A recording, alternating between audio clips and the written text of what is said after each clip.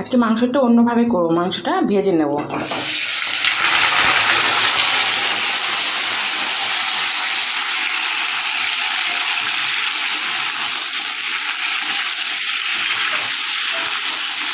আজকে আমার পছন্দের একটা জিনিস নিয়েছে, এই যে মুরগির ঠ্যাং, খুব ভালো লাগে খেতে। এই যে মাংসটাকে ভেজে নিলাম, এবার তুলে নেব। এই তেলের ভিতরে আলুগুলো ভেজে নেব। দিয়ে দেবো সামান্য লবণ আর সামান্য হলুদ।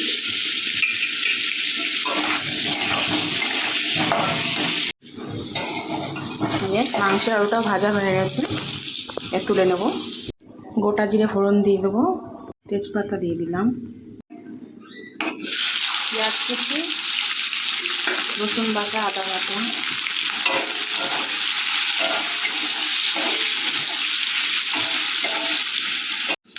একে একে দিয়ে দেবো সব মশলা। লঙ্কার গুঁড়ো, লবণ,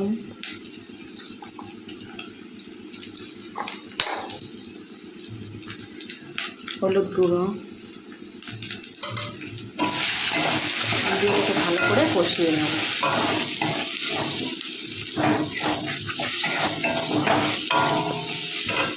দিয়ে দেবো টক দই,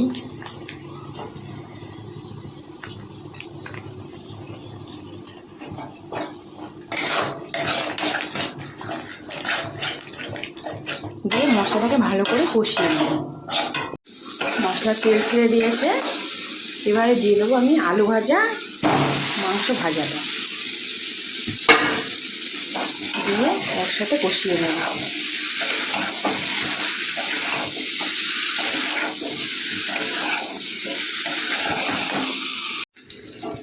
মাংস প্রায় কষানো হয়ে গেছে,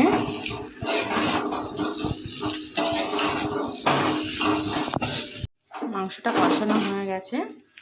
এবারে এর ভিতরে আমি দিয়ে দেবো গরম জল।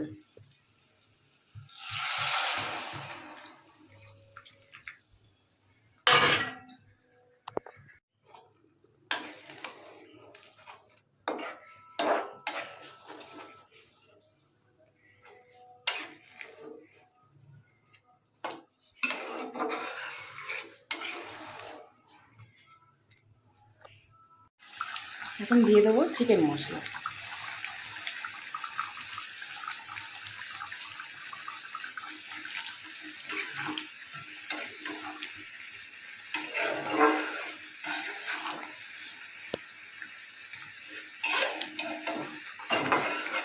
মোটামুটি একদম রেডি।